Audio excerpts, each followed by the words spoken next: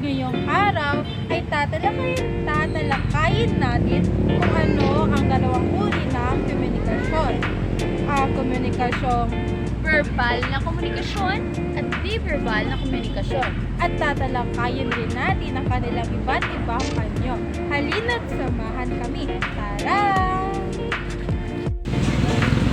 May ideya na ba kayo kung ano ang komunikasyon? Sa tingin ko ay meron naman.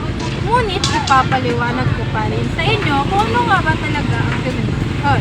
Ang komunikasyon ay isang proseso ng pagpapalitan at pagbibigay ng impormasyon, ideya, damdamin at kalugan sa pamamagitan ng mga simbolong ginagamit ng mga tao tulad ng salita, tunog, imahe at iba pa.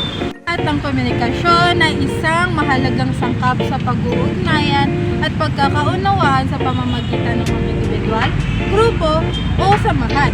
Sa pamamagitan ng komunikasyon, nakakapagpahayag tayo ng mga kaisipan, nararamdaman at intensyon sa iba. At ngayon, tatalakayin na natin ang dalawang uri ng komunikasyon. Ngayon ay ipapaliwanag ko sa inyo kung ano nga ba ang verbal na komunikasyon. Ito ay paggamit ng salita at wika upang ipahayag ang mensahe.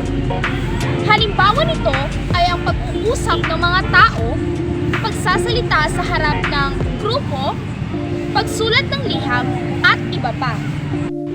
Ngayon ay bibigyan ko kayo ng halimbawa na verbal na komunikasyon, gaya ng pagbati ng magandang umaga sa isang kaibigan. Magandang umaga, Nicole. Ngayon, tatalakayin na naman natin ang di-verbal na komunikasyon. Ito ay ang pagpapahayag ng mensahe gamit ang wika o iba pang paraan maliban sa paggamit ng mga salita. Ito ay maaaring mabasa sa mga ekspresyon ng mukha, galaw ng katawan, tono ng boses, at iba pa.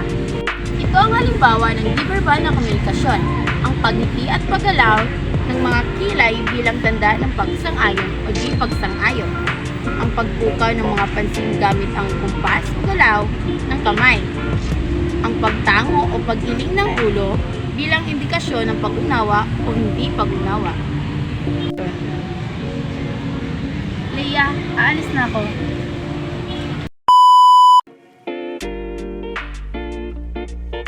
Verbal na komunikasyon. Ito ay ang paggamit ng salita at wika upang ipahayag ang mensahe. Halimbawa nito ay ang pag-uusap ng mga tao, pagsasalita sa harap ng grupo, pagsulat ng liham at iba pa.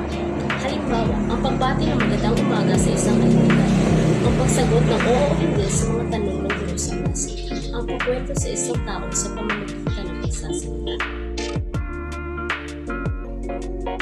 Una, ekspresyon ng mukha at katawan.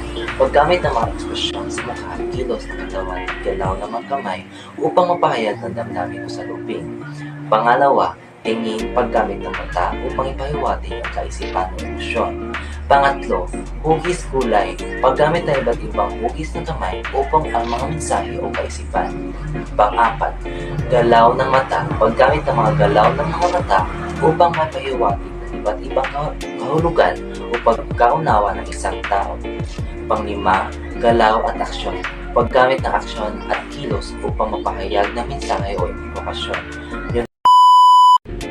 At yun ang ating talakayan ngayong araw. Sana ay may natutunan kayo sa dalawang uri ng komunikasyon at ang kanilang iba't ibang anyo.